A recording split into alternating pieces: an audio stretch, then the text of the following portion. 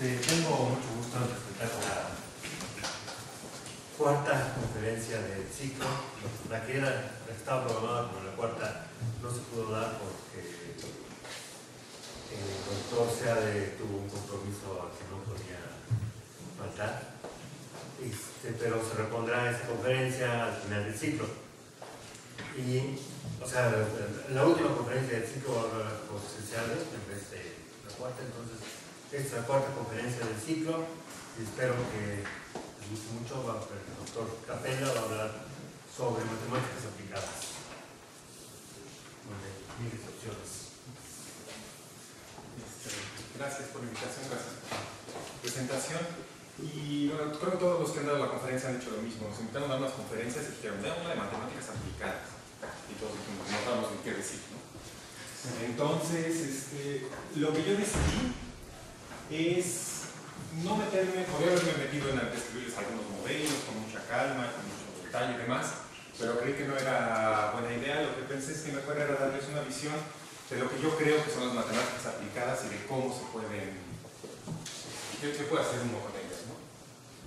Y este es bueno, lo que va a salir aquí va a ser qué creo que son las matemáticas aplicadas y yo creo en qué áreas vale la pena ahora dirigir los esfuerzos y que creo que tiene futuro. Y bueno, si uno empieza a pensar en matemáticas aplicadas, lo primero que nos preguntamos es qué son las matemáticas, ¿no? Porque si le voy a poner adjetivos a algo, tengo que saber qué es lo que quiero decir con ese algo. Y lo primero que quiero responder es que qué son las matemáticas y qué es una buena teoría matemática. Bueno, la respuesta a eso, ¿qué son las matemáticas? Creo que es relativamente sencilla y bastante abstracta la respuesta. Y uno puede decir que las matemáticas son una forma de entender el mundo por medio de estructuras abstractas y razonamientos formales. Las estructuras abstractas son las definiciones en matemáticas. Uno define algo y empieza a hacer razonamientos sobre ese algo.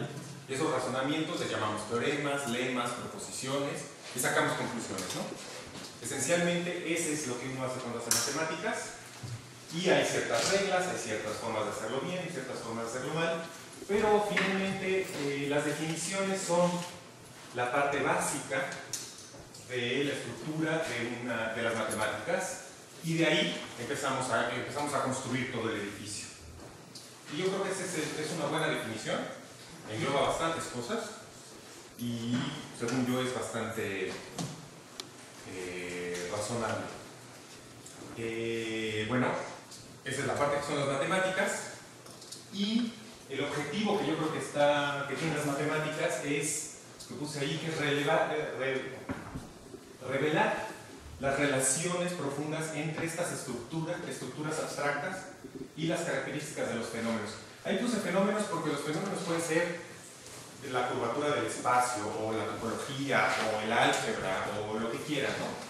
Uno tiene estructuras abstractas, tiene una serie de definiciones y empieza a revelar qué características tienen esos fenómenos. ¿Qué puedo decir? ¿Son un grupo? ¿No son un grupo? ¿Se multiplican? ¿No se multiplican?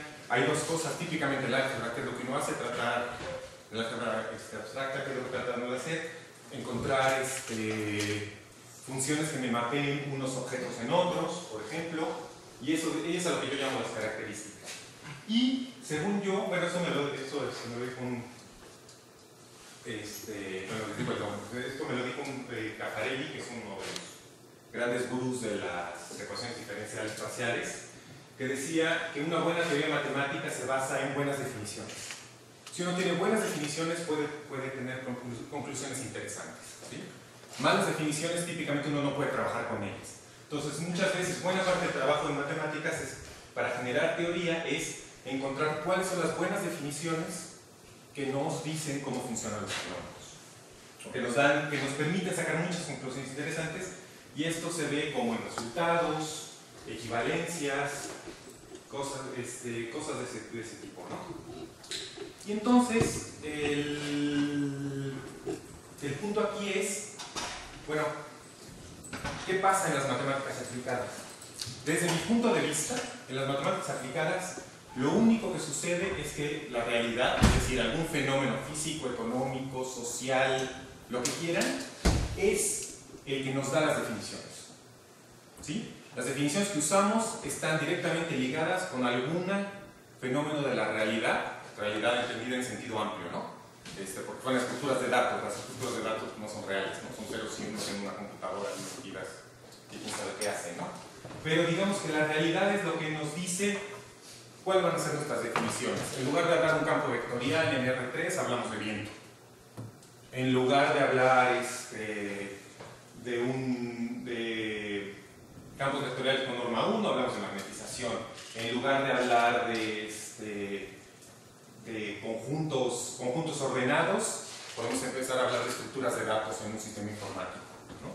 Entonces, la realidad es la que da las definiciones en las matemáticas aplicadas. Y en las matemáticas, en ese sentido, son matemáticas impulsadas por los fenómenos, ¿no?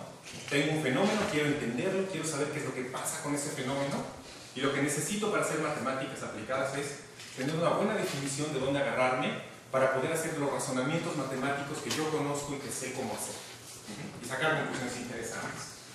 Y otro punto importante antes de llegar a eso, pero desde mi punto de vista, esa es la única diferencia entre matemáticas aplicadas y no aplicadas. ¿De dónde vienen las definiciones? Y una vez que yo abstraigo mi definición, el resto, como dicen, es hijo, voy a usar el anglicismo, ya sé que no debería, pero es business as usual. O sea, trabajar matemáticas como sabemos hacerlas. No hacer otra cosa. Porque hacer otra cosa tal vez es hacer física, tal vez es hacer química, es otra cosa. Aquí una vez que tenemos nuestras definiciones que provienen de la realidad, lo que tenemos que tratar de hacer es emplear todas nuestras herramientas matemáticas para poder decir algo sobre esos objetos. En muchos casos, estas típicamente, física es el caso más cercano, uno tiene las definiciones y estas definiciones no son matemáticamente solventes, es decir, es una definición que no es rigurosa desde el punto de vista matemático, pero que desde el punto de vista físico tiene toda la aplicabilidad del mundo. Uno puede hacer cálculos sobre eso, sacar conclusiones y resulta que tienen que ver con la realidad. Pero eso no es una teoría matemática, eso es lo que hacen los físicos y lo hacen muy bien con una intuición maravillosa. Pero nuestro trabajo como matemáticos en parche es poder estructurar esas definiciones como objetos matemáticos de a de veras, donde yo puedo demostrar de veras, ¿sí? Y bueno, otra cosa que sucede cuando uno hace matemáticas aplicadas es que la teoría y las soluciones sí son igual de importantes.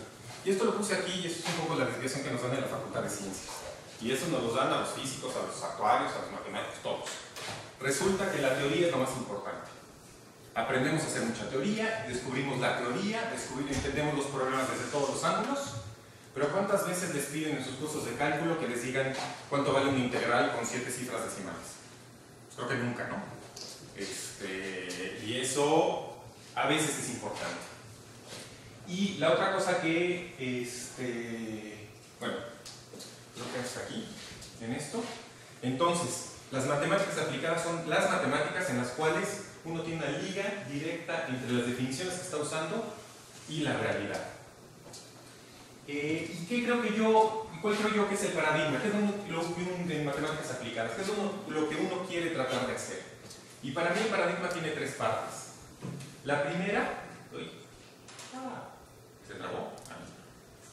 Ya, resultó. La modelación. La modelación es... Bueno, déjenme les pongo los 3.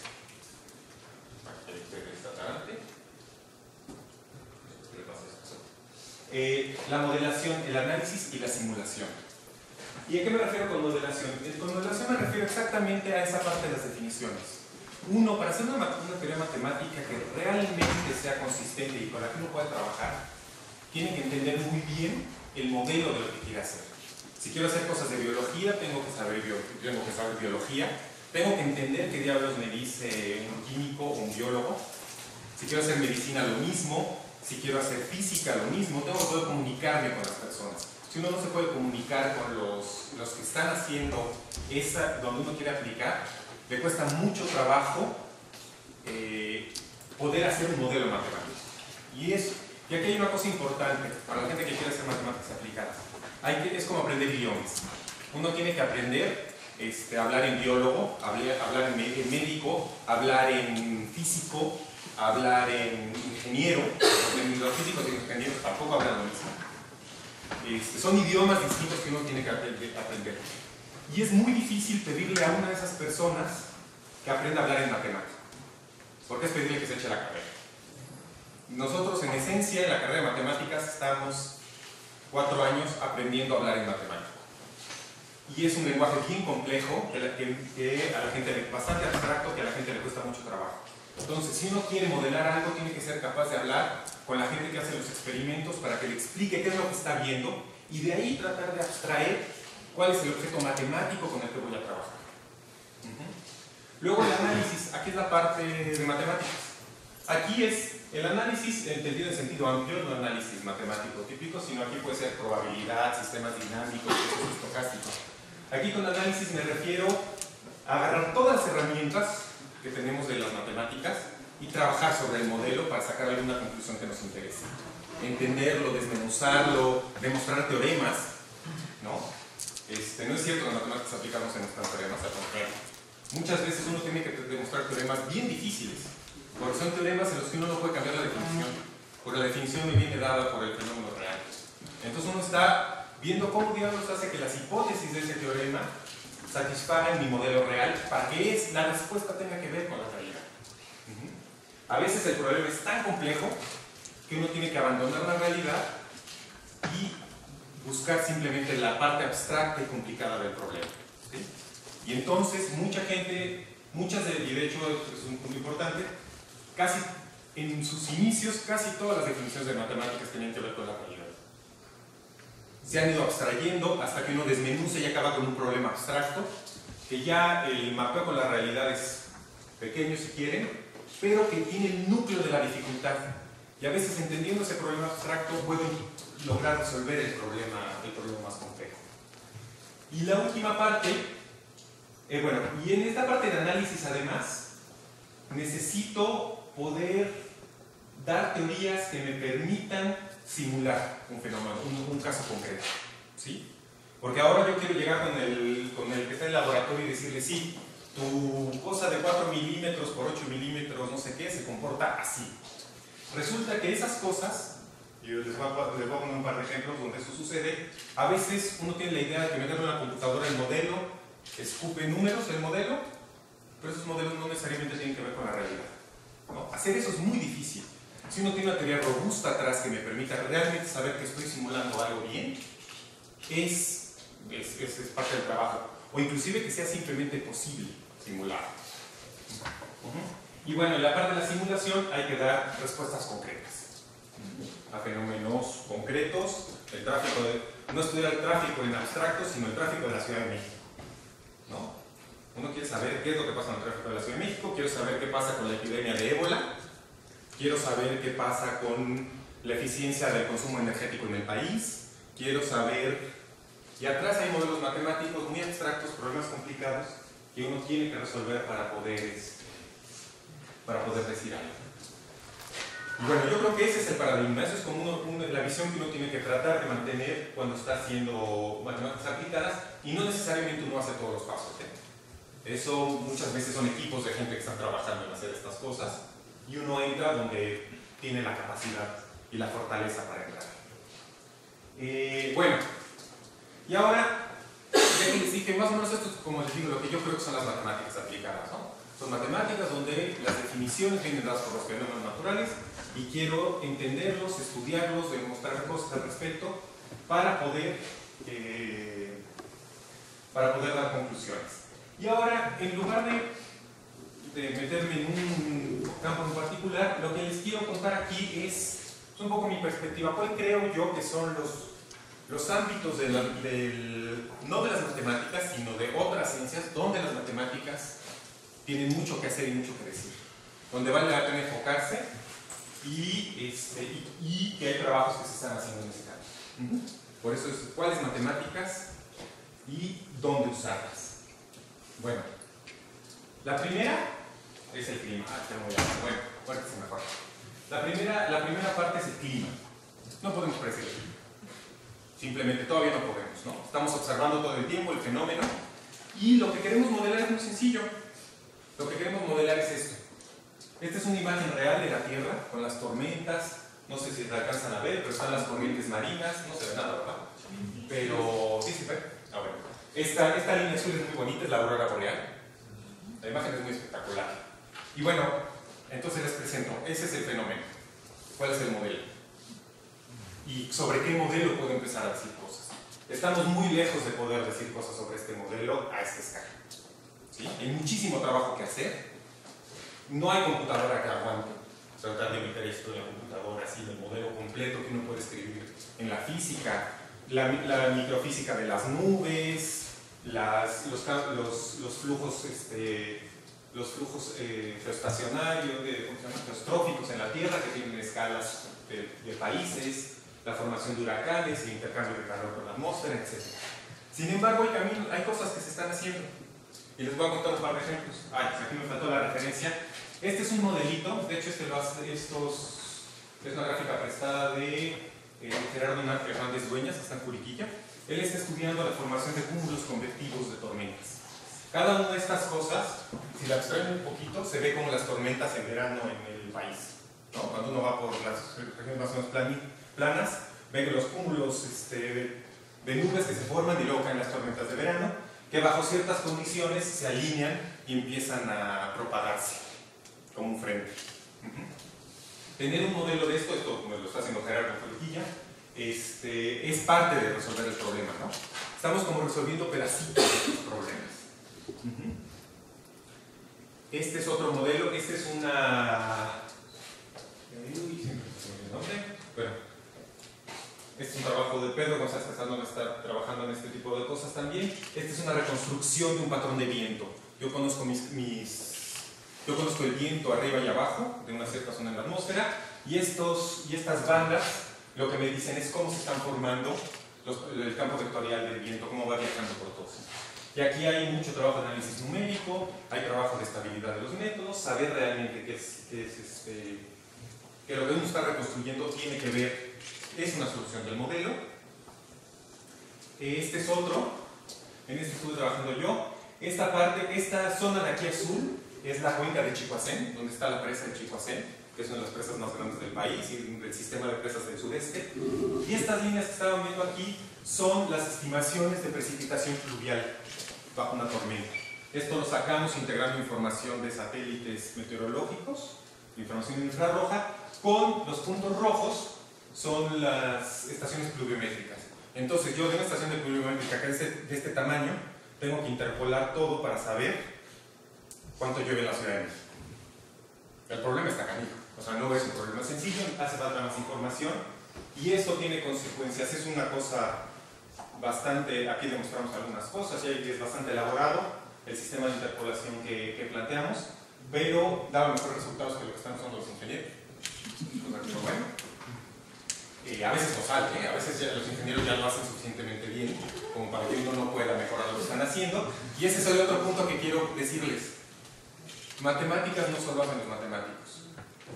Hay muchos ingenieros físicos que se han ido abstrayendo y abstrayendo en la teoría y están haciendo matemáticas, tal vez no todos completamente formales, tal vez no completamente rigurosas como nos gustaría, como matemáticos. Sin embargo, están haciendo matemáticas y matemáticas muy finas, tienen ideas.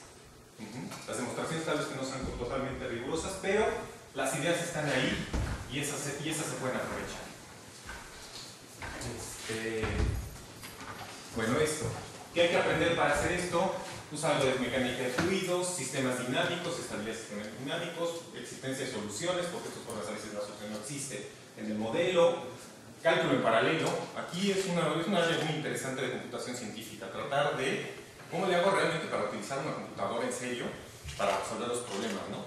Aquí tienen en el departamento de física está Carlos Málaga, que está haciendo cálculo en tarjetas de video. Y cada tarjeta de video tiene, la de mi computadora tiene 1500 procesadores. Y uno puede poner a correr eso en paralelo y hacer cálculos espectaculares, ¿no? Asimilación de datos, este es un área de cómo voy metiendo información en mis modelos a medida que voy que van evolucionando, ¿no? Porque tengo que corregir sobre errores, procesos estocásticos, turbulencia, aquí hay muchísimas cosas que hacer, pero yo creo que es un área interesante donde hay trabajo que se está haciendo y que vale la pena. ¿Qué otra área yo creo que es muy interesante y ahorita está como en boom? A ver, aparte que les digo esto es porque es donde creo que va a haber trabajo, ¿eh? Entonces es parte de esto es como un speech de venta para que sigan estas cosas para poder ver, para que luego puedan conseguir trabajo. Aquí digamos que es la minería y la privacidad de datos es un problema. Tenemos datos, todo el mundo lo sabe, ¿no? Tenemos millones de datos. De hecho, esta cosa de aquí, no lo sabía, me pasaron la foto del otro día, es uno de los data centers de Google. Ahí están todos sus correos electrónicos, guardaditos. Y la pregunta es, bueno, ¿cómo exploto esa cantidad enorme de datos? La estadística usual no sirve. Simplemente no sirve. La estadística usual está hecha para, con poquitos datos, inferir algo de un conjunto más grande. Sobre esa base estaba pensada la estadística. En este momento tenemos un problema. Tenemos una cantidad gigantesca de datos y queremos sacar un poquito de información. ¿Cómo expurgamos esos datos? ¿Cómo empezamos a hacer estadísticas sobre esos datos? Este es un problema que no está resuelto y los ingenieros en computación, los que hacen ciencia de la computación, están trabajando en este problema y están haciendo cosas espectaculares. Me contaba alguien el otro día, está trabajando, tenía un contrato con los de American Express, todas las transacciones hechas por American Express y por Visa en el mundo.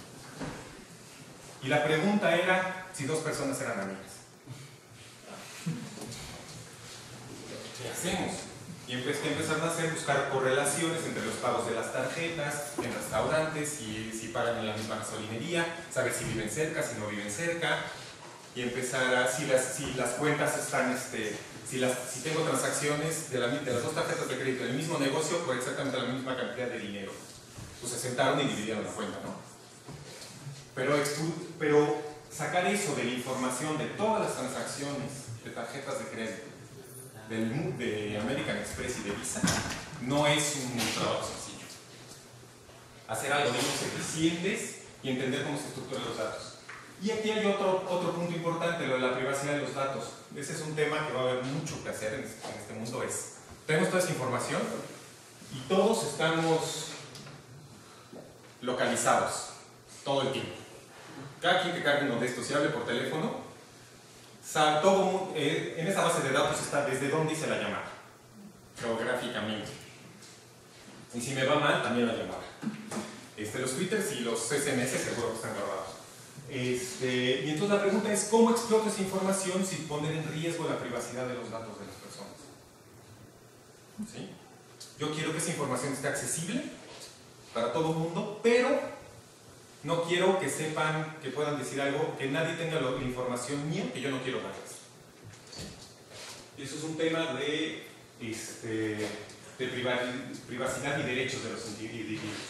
Y bueno, trabajando en esto, pues lo que se quiere entender es cómo integralmente funcionan todos estos sistemas, ¿no?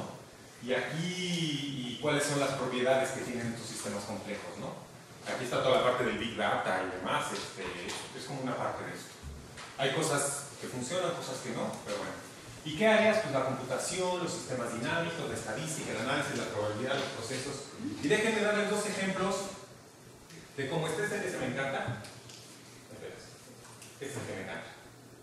Cada punto en esta gráfica es un pasajero en un avión. Cada puntito azul. Y entonces están tagueados cómo se mueven las personas. Esto es sobre Estados Unidos, ¿no? La movilidad humana. Todas las líneas de avión y cómo se están moviendo todas las personas en todo momento. Entonces, pues hay un asunto de privacidad y de datos, ¿no? Es muy bueno saber esto para eficientar nuestro uso de combustibles, ¿no? Minimizar nuestra huella de carbono, tener menos problemas de efecto invernadero y cambio climático, etc. Pero bueno, hay que saber cómo usarlo. Y de aquí, es más un ejemplo de andar por casa. No se ve la referencia, pero es Ricardo Mancilla, del Centro de Investigaciones del CEICH, nunca sé qué es. Bueno, aquí en la Unión, aquí, tanto por el circuito, cerca del Metrobús. Cada punto de estos es alguien que en Twitter dijo que tenía gripe. Reconoce, y hay un asunto de procesamiento de información en la que dice, uy, qué gripe estoy, ay, me siento mal, ay, gripe, vete de mi cuerpo. Hay todo un proceso de reconocimiento de patrones de voz, de reconocimiento del lenguaje natural, que procesan eso sobre todos los clickers que van sacando y empiezan a hacer los puntos desde donde transmitieron el clicker. Y aquí, esto es en español, ¿no? Esto nada más es para el español. No puse la de todo el mundo. Hay otro núcleo grande en Nueva York, otro en Chicago, otro en España y Portugal. Y son más o menos las gráficas que se ven. Evidentemente los puntos rojos es donde hay muchos, los puntos azules donde hay pocos. Pero para que vean el nivel de localización que uno puede tener, estos son los twitters de ayer. Se pueden meter. Si quieren luego les pongo la... Si eran ustedes, si alguien dijo aquí que tenía gripe, ese es ustedes. A ese nivel tenemos esa información disponible. Es cosa de buscar. ¿Sí? Y bueno, eso es grueso, pero es información útil. Porque si yo combino eso con algo de este estilo, esta es una gráfica, me encanta esta gráfica, que es una red, es la estructura de ciudades de México con más de 5,000 habitantes. Cada vértice de esta gráfica es una ciudad y cada arista es un medio de comunicación. Avión, autobús, carretera, lo que sea. Y teniendo esta gráfica, pues sabemos cómo está representado el país. Sorprendente es que vivimos en un país donde en el país, hay lugares en el país donde solo se puede llegar caminando, ¿no? Ciudades de más de 5,000 habitantes. Son pequeñas comunidades en las sierras, cosas de ese estilo. Y casi todo el transporte es por carreteras. Si yo combino esa información con esta, me puede permitir prevenir ¿cómo se llama? Propagación de enfermedades. Entonces, yo quiero esa información, quiero usarla, pero también quiero respetar la privacidad de los individuos. Entonces, ese es un punto que creo que es importante. Y bueno, esto también me lo pasó Ricardo Mancilla. A ver, déjenme contarles otro tema. Materiales y energía. Y aquí este es de como, a ver, por casa, porque este es de lo que yo hago. Micromagnetismo. ¿Y qué es esto? Es el estudio de propiedades de los materiales. Todos conocen esto perfectamente bien. Todos hicieron el experimento en la prepa, ¿no? Digo, esta es una simulación con elementos finitos, bla, bla, bla, pero es un imán, ¿no? Es un imán donde la magnetización apunta en un ángulo medio chistoso. No apunta en el norte-sur típico de los imanes. Y este es un objeto macroscópico en principio, pues un imán es como este tamaño, ¿no? Un imán razonable. Uno puede tenerlo en la mano, genera un campo magnético. ¿Y por qué es importante esto? Todos los discos duros de computadora funcionan basados en esta tecnología. ¿Sí? Pero ¿cómo funcionan? Funcionan porque los materiales magnéticos tienen patrones en el interior. Y son este tipo de patrones. No sé si aquí esto se ve mejor, ¿no? Déjenme ver cuál es. Sí, esto se ve mejor, ¿no? Tengo regiones donde la magnetización apunta en una dirección, apunta en el otro, y estos se llaman dominios magnéticos y estas son paredes magnéticas que los dividen. Y dependiendo cómo funcionan estas estructuras, mis discos duros funcionan mejor o peor. Entonces yo quiero poder entender cómo se forman los patrones. ¿Qué modelos puedo hacer sobre esos patrones? ¿Qué puedo predecir? Y este es un caso de lo que me encanta poner siempre de ejemplo de éxito de este tipo de cosas. El experimento es esta línea de aquí, ¿no? La de arriba y esta de acá. La primera y la tercera. La segunda y la cuarta son una simulación. Pero déjame contarles la historia. Originalmente estos experimentos los hacían en Dresden, en Alemania. Y la gente del Instituto de Física tenía una supercomputadora, agarró el modelo completo, lo metió en la supercomputadora y después de una semana de cálculo sacó esta gráfica. Entonces el programa se tarda una semana en calcular un cuadro de esta secuencia. ¿Qué es lo que hicieron los matemáticos donde yo estaba? Sacar este modelo, analizarlo, ponerlo en términos matemáticos razonables y demostrar que existía un modelo equivalente. Es decir, que las soluciones de un modelo estaban cerca de las soluciones de otro modelo, en términos, para los que sepan, en una norma L2 o de espacio poder, pero había una medida cuantitativa de qué tan cerca estaba la solución de un modelo del otro, y ese modelo era mucho más simple. Cada uno de estos cuadros tardaba 15 minutos en una computadora de este estilo. Entonces, no hay supercómputo que pueda contra eso.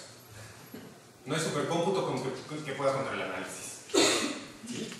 Si uno puede demostrar rigurosamente que uno tiene un modelo donde sus soluciones son equivalentes a la de un modelo mucho más complejo, es ideal. Porque ese modelo más sencillo, ese sí lo puede uno meter en la computadora y sí puede generar cosas. El modelo bueno, y de aquí sacaron diagramas de bifurcación, lograron entender por qué se formaban estos pedacitos que están más, como se llamaban, juntos, etc. Hubo mucha teoría de física que salió de aquí. Son 6 artículos en las mejores revistas de investigación, la demostración de que esos dos modelos son equivalentes. No es, son teorema, lema, demostración. Las simulaciones numéricas ya vinieron en un artículo de física resuelta. Pero esas son las matemáticas rigurosas que están haciendo ahí. Y bueno, estas paredes magnéticas todavía tienen estructura. Y déjenme enseñarles cómo son. La parte roja sería como una de las partes claras, la parte azul la otra parte, y en medio se pueden formar vórtices, hay cambios. Esto es la magnetización, son unos pequeños vectores magnéticos, unos vectores unidad de tamaño 1 que están dando vueltas por ahí. Y la pregunta es cuál es la estructura de estas paredes. ¿Y por qué es importante? Eso interfiere con cómo graba su disco duro. O qué tan rápido puede grabar y leer información. ¿Sí? Entonces el estudio de cómo funcionan, cuál es la dinámica de estas partículas es fundamental para un cierto avance tecnológico. Y esto, nada más déjenme decirles, esto es de escala de nanómetros. Entonces pasar de una muestra de milímetros a modelar algo en escala de nanómetros es simplemente imposible con la tecnología que tenemos, ¿no? Hay que hacer análisis, estos modelos que los físicos ya han escrito, hay que ponerlos en unos términos matemáticos con los que uno pueda realmente trabajar en el teoría. Y déjenme nada más ponerles esta. Este ya es el caso extremo. Déjenme la probar. ¡Ay, párate! Es que para. ¡Ay! Oh, no se paró donde yo quería.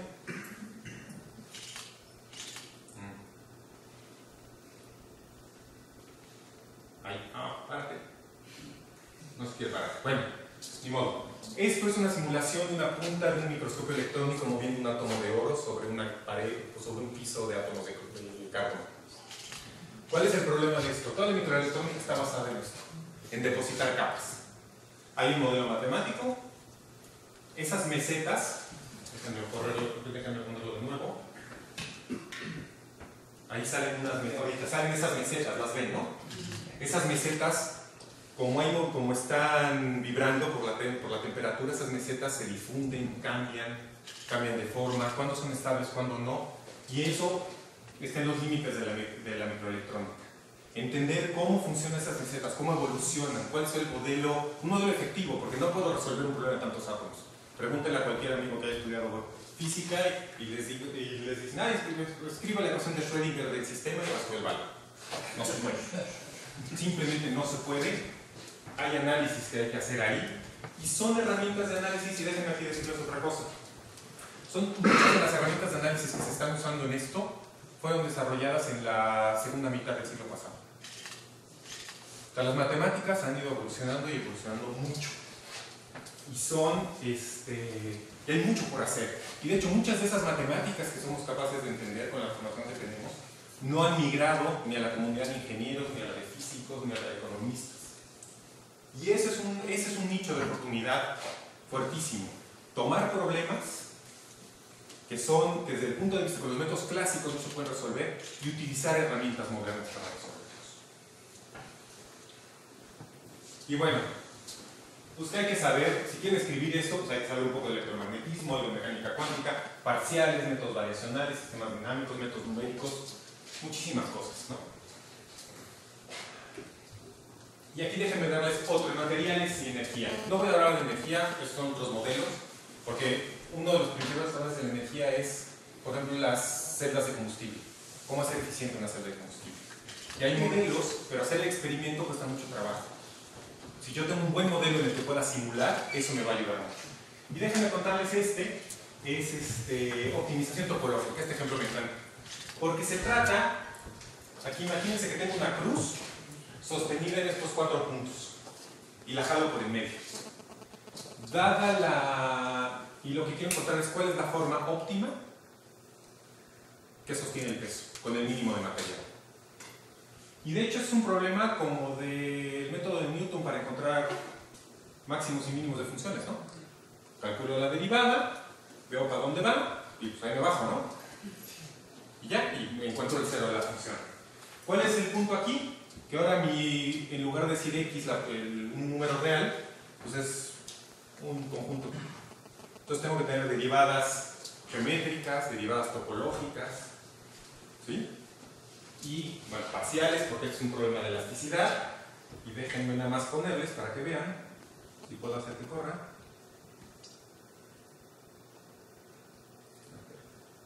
A ver si lo hago. ¿Me estoy fijando? Déjenme interactuar con esto. No me deja correr. A ver si dice aquí. Qué lástima.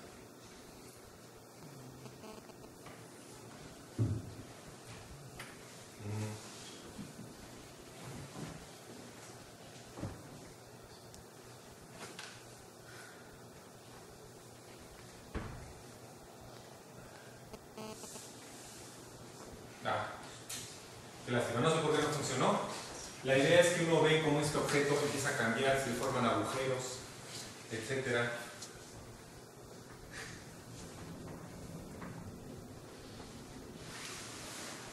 Ahí está.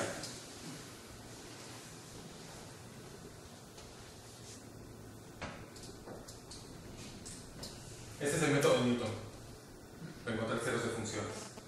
Se le forman agujeros, empieza a cambiar, cambian las fronteras del objeto, hasta que encuentro, después de un rato de simulaciones, encuentro la forma óptima del objeto. Y eso para, si uno quiere ver formas de trenes de aterrizaje, partes del carburador de un coche, sillas, puentes. De hecho, la torre, después del 11 de septiembre, construyeron en Nueva York la torre esta América, ¿no? La que está sustituyendo todo esto, y tiene encima una antena de telecomunicaciones. El diseño a partir del cual los arquitectos trabajaron, lo cambiaron así. Es espectacular. Bueno, ¿qué otras cosas? Biología de sistemas. Aquí es una investigación multidisciplinaria de procesos biológicos, sus interacciones y el surgimiento de nuevas propiedades. Y aquí, por ejemplo, lo que quise ponerles es este ejemplo. Estos son todos los mecanismos bioquímicos de la expresión genética y cómo se estropean y los mecanismos de corrección. Esto, si lo escribiera en ecuaciones, serían probablemente 30 o 40 ecuaciones, o 60, no sé la verdad, habría que contar el número de variables, de un sistema diferencial ordinario, de los que uno estudia sistemas de 2×2 en la clase de ecuaciones diferenciales ordinarias. El problema no es resolver uno de 2×2, el problema es resolver uno de 60×60 y poder decirlo, ¿no? ¿Cuándo se va a echar a perder el sistema? ¿Cuándo sale de los equilibrios? ¿Las células se vuelven cancerosas? Todo ese tipo de mecanismos. Y hay mucha gente trabajando en este tipo de cosas. Hay otro, este ejemplo me encanta. A ver si corren también. Estamos en las mismas. Ahí está. ¿Sí o no? No sé si está moviéndose o no. No, ¿verdad? Otra vez. No se me haya ido. Ahí está. Cada uno de esos pedazos de papel era una copia del código genético. De este tamaño son. ¿Y cómo lo secuencian?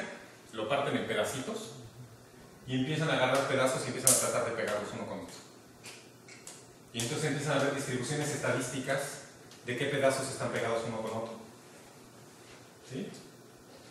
Y cómo los puedo hacer que coincidan. Y una vez que logro que coincidan, los empiezo a ordenar uno tras otro. Y eso hace métodos eficientes. Esto es lo que hizo el proyecto privado de genoma humano. Luego completaron, era muy eficiente para tener las partes básicas de los grandes pedazos. Y la parte que faltaba utilizaron ya métodos más finos, que era el proyecto del genoma público. Pero ¿cuál es la parte importante? Un método equivalente para esto, rápido, para saber si tengo genes defectuosos o no. Eso sería una aplicación que sería maravilloso. Y es un problema de estadística, de combinatoria, etc. etc. Muy fácil. Ah, bueno, y me encanta este chiste. Después de un proceso así súper complicado, pues por eso necesitamos una computadora.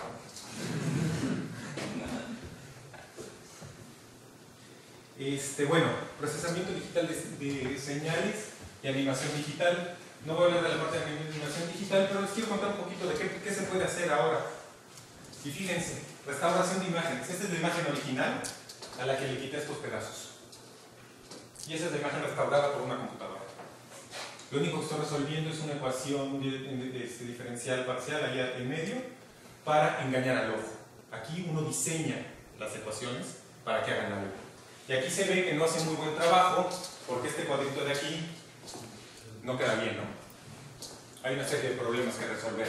Pero con eso se restauran películas, se le quitan los subtítulos a películas, bajadas.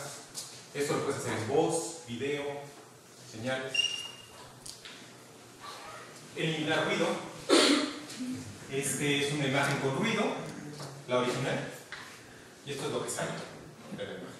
Y lo único que estoy haciendo es encontrando cuál es el vector en un cierto espacio ADN que se aproxima más a mi vector en el espacio ADN, en este espacio, que no tiene ruido. Eso es lo que estoy haciendo. Estoy minimizando una función también. Otra vez una minimización de funcionales. Y nada más para el breve cultural, les presento a Lena. Lena es el estándar de todos, de la mayor parte de los métodos de procesamiento de imágenes. Lo prueban en Lena. Lena fue la... ¿cómo se llama? Salió en el Playboy en noviembre de 1972 y es la imagen central. Y se volvió el estándar. Si buscan todos los artículos de procesamiento de imágenes, prueban en Lena. Es bueno conocerlo. Y esto es algo nuevo. Esto se llama superresolución. Esta es una técnica nueva. Esta es la imagen original. Si yo hago una ampliación sale así, ¿verdad? Aplico los algoritmos de superresolución y es espectacular, ¿no? Lo mismo acá. Este es lo original. Así se ve la ampliación y así se ve la superresolución. Bueno, esto es una técnica nueva y esta es la única ecuación que les voy a poner. Es mx igual a b. Y esto se basa en un trabajo de Candice y de Terence Tao y de Ryan Fields, que se dedicaron a revisitar el álgebra lineal. Uno piensa que el álgebra lineal ya está acabado. No es cierto. ¿No? Hay cosas que uno puede seguir diciendo de estas cosas y puede sacar cosas así de espectaculares. ¿Sí? ¿Qué es lo que pasó? Revisitaron el álgebra lineal cuando se dieron cuenta que gente en procesamiento de imágenes, gente en computación, estaba haciendo cosas espectaculares. Y dijeron, allá atrás hay un teorema. ¿No? Y me gusta la referencia de Tao porque es un matemático puro que pues, en sus ratos libres hace esto. Bueno, no, creo que no tiene ratos libres, pero no, me imagino que no tiene ratos libres. ¿No? Bueno, otra área. Esto casi todos los de la Facultad de Ciencias, todos los chavos con los que hablo de esto diciendo, ay, finanzas, economía y riesgo. Y la verdad es un tema bien interesante. Esto nada más es para que se den una idea. Esta es nuestra producción de crudo en el país, la gráfica de arriba, y cada una de las líneas son los distintos yacimientos petroleros. Sí tenemos un problema de producción. ¿Cómo se resuelve? Ya es otro problema, pero tenemos un problema de producción. Porque Cantarell se está acabando. Pero ¿cuál es? Y este es el precio del petróleo desde 1870 hasta el 2010. ¿Y qué es lo que necesitamos hacer aquí? Optimizar nuestras ganancias como país, como individuos, como todo. O sea, no se trata, esto es dinero, el crudo es dinero. Y lo usamos para hacer metros, para hacer aeropuertos, para hacer programas de renovación del campo, para hacer presas, para todo. No sé si saben, ¿no? Pero más del 50% del presupuesto del país viene de petróleo. Y en total México recauda con todo y petróleo el 20% del PIB más o menos. Somos el país que menos recauda después de Haití. Brasil recauda el 30%, Chile recauda el 35%, Estados Unidos recauda el 30% y no sé cuántos, Suecia recauda el 55%, El gobierno es dueño del 55% del dinero. Entonces, para pagar policías, alumbrado público, carreteras, eso es dinero y eso hay que eficientarlo. Y hay muchas cosas que hacer al respecto. Y aquí un poco es, pues, ¿qué cosas tiene uno que aprender? Pues, probabilidad, estadística, procesos estocásticos, optimización, computación, saber de economía, finanzas matemáticas. Aquí son materias derivadas a tiempo continuo, que son los que nos dicen cómo trabaja la bolsa. Y luego hay un nuevo nicho de trabajo. Si alguien no está seguro de que va a seguir en la academia, esto es bueno. Resulta que ahora hay una nueva ley que hace que los seguros tengan que calcular las reservas que tienen que tener en el banco para pagar el seguro. El proceso es un proceso matemático bien complejo. Las compañías de seguros están reclutando matemáticos para poder calcular estas cosas. Porque cambiaron la ley y se ha vuelto un proceso bastante complejo que hay que entrar. Bien. Esto, bueno, epidemiología, medio ambiente. Estas, por ejemplo, son unas gráficas que están sacando estos eran, no me acuerdo, estos están en San Luis Potosí, no me acuerdo de la oficina que hace estas cosas. Son las gráficas de la palomilla del nopal. La palomilla del nopal es una palomilla que se echa el nopal y no nos los podemos comer. Saber cómo se propaga la enfermedad, cómo la controlamos, estadística, dónde es, qué proceso sigue, cuál es su dinámica, etcétera, es indispensable. O sea, porque el nopal es uno de los patrones muy importantes, ¿no? Cómo interactúa con el medio ambiente. Aquí es publicidad para otra gente de la UNAM. Este es el sistema Reporta, no sé si lo han oído. Esto lo hacen las gentes del C3. ¿Quién sabe qué es el C3? Nadie, ¿verdad? El C3 es el Centro de Ciencias de la Complejidad, que involucra investigadores de casi todos los institutos, que lo que están tratando de hacer es estudiar sistemas complejos. Transporte, enfermedades, lo que quieran, o sea, clima, todo. Por ejemplo, a Natalia Mantilla se la conoce, ¿no? Bueno, Natalia es uno de los miembros del C3, a Chris Stephens, a Salvador Favela, hay biólogos, hay gente de la Víctor Mireles, bueno, hay mucha gente aquí en el C3. Busquen el C3, pongan C3 en C3 UNAM y les va a aparecer y van a ver que hay un chorro de gente que está trabajando en estas cosas. Y es gente con la que se puede interactuar, que están tratando de entender cómo funciona. Y este es un sistema que tienen en el que uno les manda, les dice: hoy tuve tos, hoy tuve fiebre, hoy tuve lo que sea. Y ellos están tratando de tener alarmas tempranas de brotes infecciosos. Y hacer modelos. Bueno, ecología y medio ambiente. Aquí ya no les puse nada en particular, pensé que no me iba a dar tiempo. Y aquí hay cosas que hacer en el sentido de no tenemos información y la poca información que tenemos no sabemos procesar. ¿Sí? Entonces, empezar a ver los ecosistemas, cómo funcionan. Los ecosistemas son distintos en distintas partes del mundo y los modelos hay que adaptarlos. Y es un trabajo fino matemático poder adaptar esos modelos. Es el tipo de cosas que están haciendo los del C3, pero aquí hay muchísimas cosas que uno puede tratar de investigar. Esto se relaciona con lo de climatología, se relaciona con lo de epidemiología, pero bueno, lo dejo así. Y espérame, ¿qué quería decir? Acá. Pues que hay que estudiar sistemas dinámicos, ecuaciones financieras ordinarias, estadística. Déjenme les cuento de estadística bayesiana, nada más para que sepan. Tengo un problema. Tengo una beca para alguien que le van a pagar, le van a comprar una computadora, etcétera, para hacer un modelo de estadística bayesiana sobre eficiencia de motores. No encontraba nada. Porque nuestros alumnos no saben estadística.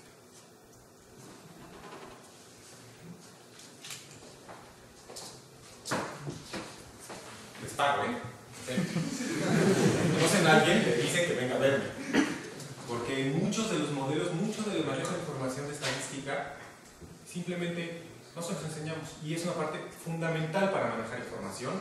Y la gente que está produciendo esa información tampoco sabe estadística. ¿Sí?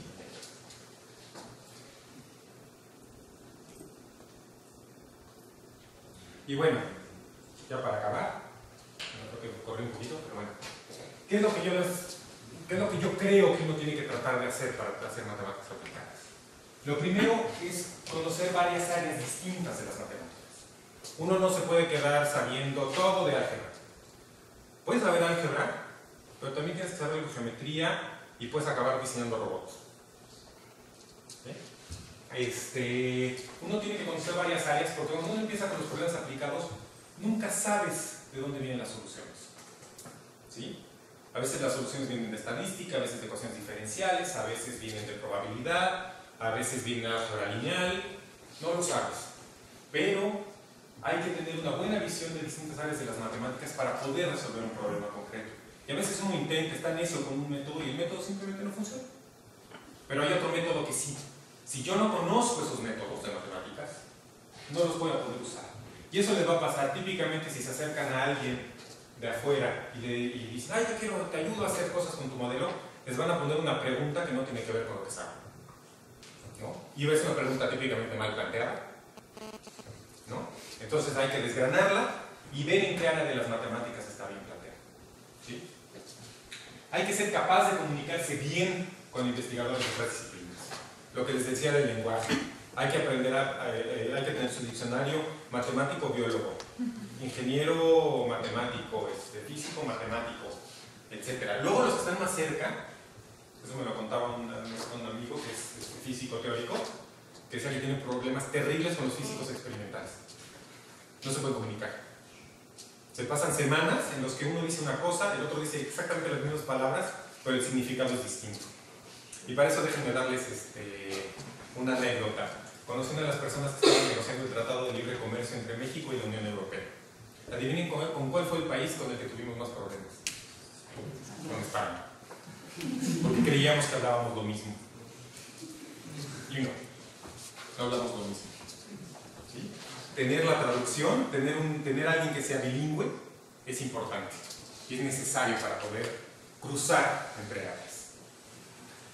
Bueno, aquí entender el papel que juegan las matemáticas en ciencia, ingeniería, medicina, finanzas, es tratar de conocer en las áreas y ver qué realmente están haciendo, qué es la parte matemática que están haciendo y qué es la parte de física, por ejemplo, o la parte química, o la parte de biología. Típicamente, cuando uno habla con biólogos, te explican toda la parte de biología, pero la parte de las matemáticas las dejan a un nivel muy superficial. Y ahí hay un papel muy importante que uno tiene que ser capaz de entender y desgranar. Y aprovecharse de ese papel. ¿Sí? Y eso pasa en todo, ingeniería, medicina, finanzas, lo que sea. Luego, tener experiencia en computación y simulación. Uno tiene que ser capaz de sentarse en una computadora y poder simular algo. ¿Sí? Si no, les acaba pasando. ¿Se sabe la historia del Landsat? Hicimos un satélite hace años. Yo estaba estudiando en la facultad cuando lo hicimos. Lo hicieron aquí en el CKD, se llama el CKD, que entonces se llamaba el Centro de Instrumentos. Lo montamos en un satélite ruso y el primer satélite, el primer cohete ruso se cayó. Entonces nunca llegó al espacio. Pero el segundo, porque siempre uno siempre hace doble de esas cosas, lo montaron otra vez como carga, era una cosita con este tamaño. Iba a contar rayos, iba a contar meteoritos. Lo montaron en órbita, dio, ya no me acuerdo si eran 7 o 10 vueltas y lo perdimos. Porque no hubo nadie que supiera la parte de sistemas dinámicos de no poner a girar un punto, una masa puntual alrededor de una esfera perfecta. Y déjense una esfera perfecta, sino además la pusieron no esfera perfecta, pues sabían que la esfera no era esfera perfecta, le pusieron el modelito. Pero aún así hay todavía correcciones que hay que estar haciendo todo el tiempo. Y ahí está, es una basura espacial, nadie sabe dónde está. ¿No? Y eso fue esencialmente falta de experiencia en computación y simulación. Si hubiéramos hecho eso y hubiéramos realmente simulado cosas de veras, hubiéramos sabido que lo íbamos a perder. ¿Sí? Y luego, aquí una cosa que yo creo que es importante es especializarse en matemáticas aplicadas y puras. Si uno se queda haciendo matemáticas aplicadas, uno tranquilamente puede derivar en convertirse en un integrador de algoritmos ya existentes. Y uno puede ser muy eficiente. Y no está mal, pero uno deja en cierto sentido de hacer la parte de análisis matemático. ¿Sí?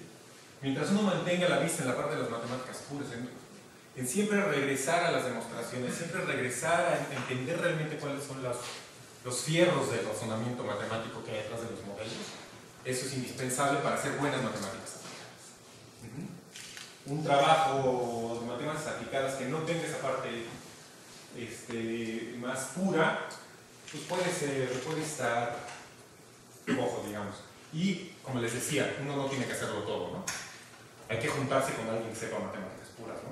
Si, dependiendo de lo que yo quiera hacer, pues me voy a juntar con una persona, con otra, porque yo no soy el experto. Pero reconozco que ahí hay un elemento matemático importante, y esto ya no se ve bien, pero es buscar experiencia de investigación en otras áreas. No hay nada que le abra más los ojos a nadie como pasarse 2 meses en un laboratorio. Aquí hay una alumna que se dedica ahora a las neurociencias, que tuvo la suerte de encontrarse una escuela de verano en Princeton, donde matemática, siempre matemática, la llevaron a conectarle electrodos a un cangrejo, a las neuronas de un cangrejo, a medir. ¡Wow! Aquí tenemos la medición. Llega del laboratorio y les dice, es ruido. Porque nunca había visto una gráfica. Entonces, si uno no es capaz de interpretar esa parte pragmática de la investigación en otras áreas, no vas a ver, o sea, párense y vean una presa, vean de qué tamaño es, vean de qué tamaño son las piedras de una presa. ¿Sí? Si no tenemos conciencia de esas cosas, luego es bien difícil poder darles respuestas razonables a las personas. Y bueno, ya con esto